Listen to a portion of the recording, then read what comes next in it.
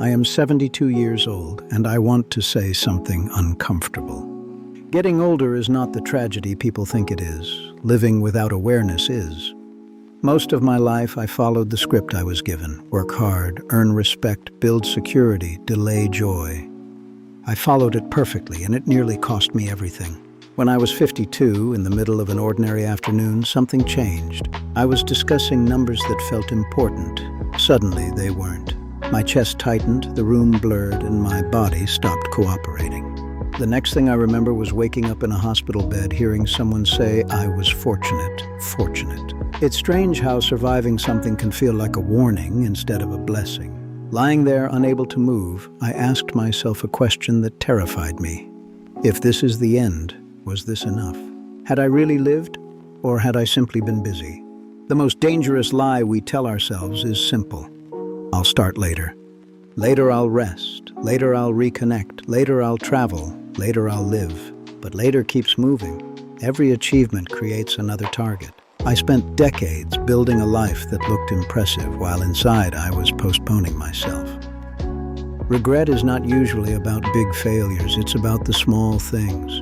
The phone calls you didn't make. The idea you never started because it didn't feel practical. Regret is quiet, but it stays with you. A friend of mine passed away at 68.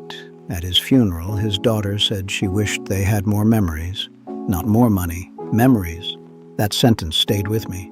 I learned that presence is wealth. Experiences last longer than possessions. If your life paused tonight, would you feel complete? Not accomplished, complete. When you're young, time feels endless, but it isn't. It shortens quietly. If I could speak to my younger self, I would say, work on what matters. Don't trade your health for status. Forgive sooner. Start sooner. Today is the only place change exists. I no longer assume tomorrow is guaranteed. I treat it as a privilege. Time is moving, are you? Most people wait for a dramatic moment to wake up. A loss, a failure, a health scare. But you don't need tragedy to change direction. You just need honesty. I was always busy, moving fast, but going nowhere. I learned the hard way that movement without meaning is just exhaustion. Enough is a decision. At 72, I've seen that nobody regrets not working an extra weekend. They regret not being present when it mattered. There is a quiet power in slowing down. When you slow down, you notice things. The way your loved ones laugh. The way your body feels when it's rested. Don't wait for a heart attack to realize time is precious. Life will never be completely organized before you allow yourself to live it. Time does not slow down for anyone. Choose intentionally. Choose presence. Choose now. There is something else no one tells you about growing older. You begin to see patterns. You see how fear controls decisions, how pride ruins relationships, how ego destroys peace, and how most of the stress we carry was never truly necessary. When I was younger, I worried about what people thought of me. I wanted approval. I wanted validation. I wanted to be seen as successful, strong, capable. I made choices based on image instead of inner truth. And the strange thing is, the people whose opinions I feared most were too busy worrying about themselves. At 72, I can tell you something freeing. Most people are not thinking about you. They are thinking about their own insecurities. So don't design your life around invisible judges. Another lesson I learned is about anger. I held on to anger for years. Small conflicts, old misunderstandings, words that hurt my pride. I replayed them in my mind again and again. But anger is heavy. It takes energy to carry resentment, and that energy could have been used to build something beautiful. Forgiveness is not about the other person. It is about freeing yourself. You think you have unlimited chances to fix things. You don't. There are conversations that will never happen again. There are apologies that come too late. There are people you assume will always be there until they aren't. One morning you wake up and realize the house is quieter. The circle gets smaller. Not because you failed, but because time naturally reduces everything.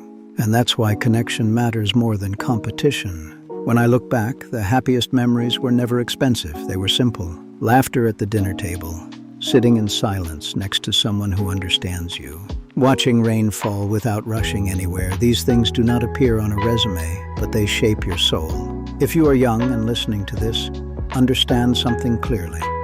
Energy is a gift. Health is a gift. Curiosity is a gift. Use them wisely. Don't waste your strongest years chasing approval from people who will not attend your funeral.